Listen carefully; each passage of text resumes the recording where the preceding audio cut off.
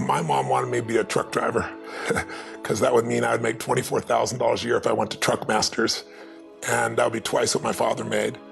And she thought that would happen, but something inside of me said, I don't want to drive a truck. There's something else that matters more to me, and I decided I was not gonna go for money instead of passion. And the rewards have been pretty amazingly better than being a truck driver. It's not bad being a truck driver, it's just not what I was after. And I look back, and one of the things that helped me was my original teacher, Jim Rohn, who was a personal development speaker I went to hear when I was 17. He said something the first time I heard him, and he said, you know, it's really simple. If you want life to change, you gotta change. If you want life to be better, you've gotta get better. It's the only way it happens. And luck will show up for people and it'll leave them. But if you're constantly improving who you are and what you give, game over.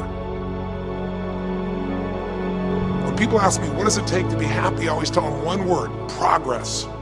Progress equals happiness. Even if you're not where you want to be yet, if you're on the road, if you're improving, if you're making progress, you're gonna love it. You're gonna feel alive. On the other hand, it doesn't matter how successful you are, if you stop growing, you start dying inside. I've always had this belief: if you want to be successful at anything in life, never leave the sight of setting a goal without doing something that commits you to fulfillment.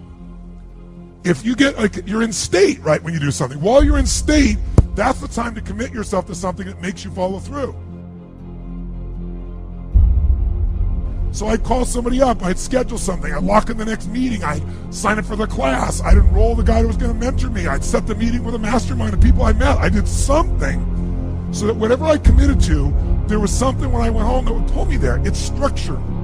This could be the greatest time you ever live if you control what you focus on, if you find a more empowering meaning, and if you decide to model the actions of those who succeeded before you. It can be the best financial time, the best emotional time, the best spiritual time of your life, but you better take control of your state. And if you think you're gonna do it just by today, you're wrong. You're gonna need to get yourself some rituals. Right now, every one of you in this room is controlled by your rituals. I don't just mean this one, I mean every morning you get up. I know your body, I can look at your body right now, and I can guess your rituals. Some of you, your rituals to work out 5 times a week, I can see it clearly. 4 to 6 times a week, it's obvious. Because you couldn't look like that if you didn't do that. Some form of workout, I don't care if it's walking, lifting, whatever. Some of you, it's obvious that lifting weights is part of it. You can see by that man's muscles. I know what his rituals are, because your life comes from your rituals. If you don't develop the ritual, you're kidding yourself. How many agree with me on this? Raise your hand and say, I. And there are rituals that put you in state, and there are rituals that take you out of state. But if you've got what you know, that focus, the target, and you got the toolbox, and you're still not getting what you want, it's because you got inner conflicts. That's the third pillar. You've got to resolve your inner conflicts.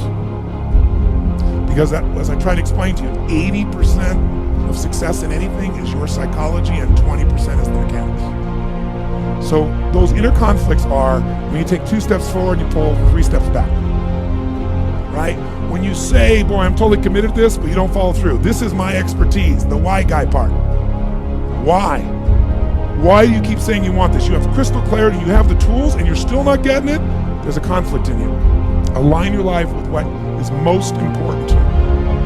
And then once you are in a position where you're aligned, guess what you'll do? Take action. You won't even have to work out. When everything's in alignment, there's nothing pulling you away, boom, you go for it.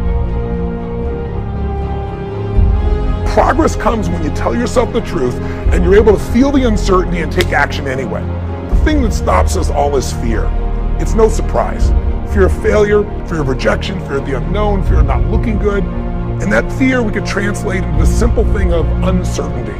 Now, when you look at someone who's incredibly successful, you look at someone who's truly a leader in their life or in their field, the one thing they have in common is they exude this sense of certainty. And where's that come from? Is it inborn? Are they lucky? Are things just going their way? No, great leaders know how to step in the uncertainty and bring the certainty to the situation. Most people in life, we really feel like the level of stress in our life comes to how much of life do you feel like you control, or how much does life control you? Do you tend to control more of what's going on, or events controlling you? It's very easy to have those events start to take control unless we take control of what's between our ears, our own mind. You see, what you and I focus on massively affects how we feel, whether we're thriving or surviving. If you focus on what you can't control, If you focus on the past, if you focus on what's missing from your life constantly, that pattern of focus will make you frustrated, overwhelmed, depressed. It won't even matter if you're taking antidepressants. If you keep focusing on what you can't control, what's missing from your life, you're going to feel depressed still. You can take as many antidepressants as you want. Focus equals power. If you want to thrive, you got to focus on what you can control. You got to focus on the difference you can make. You got to focus on what's already in your life that you're grateful for. So you got to find a story that's going to empower you to act. A story that's going to get you to find the breakthrough, because otherwise, with a lousy story, you'll never find the strategy, or you'll come up with a reason why it's too expensive, you can't get there, you can't access it, or you'll even get the strategy and then half-assed apply it just so you can reward your story that says it doesn't work because I tried it. Resourcefulness is the ultimate resource. And if you don't have what you want, stop telling yourself the story because you don't have the money, you don't have the time. That's bullshit. It's because you haven't committed yourself where you would burn your boats. If you want to take the fucking island, burn your fucking boats, and you will take the island, because people, when they're going to either die or succeed, tend to succeed. But most of us give ourselves a way out, and that's why we don't have what we want. I was thinking about where this journey began for me, my desire to serve. Every day before I get on stage, I do this thing to whip myself into a peak state, and then my last words are, "Use me, Lord." That's my prayer. And every day my goal is to be a blessing in people's lives. Just do more, give more, share more, create more. What you need will be there. It's like air. You don't stop to think about when you take a breath whether it'll be there or not. It's always going to be there. Yeah. You just got to do your part. Early in my life, one of my mentors, a man named Jim Rohn, said, "Tony, all you have to focus on in your life is find a way to add more value than anybody else does, and you'll never have to worry about anything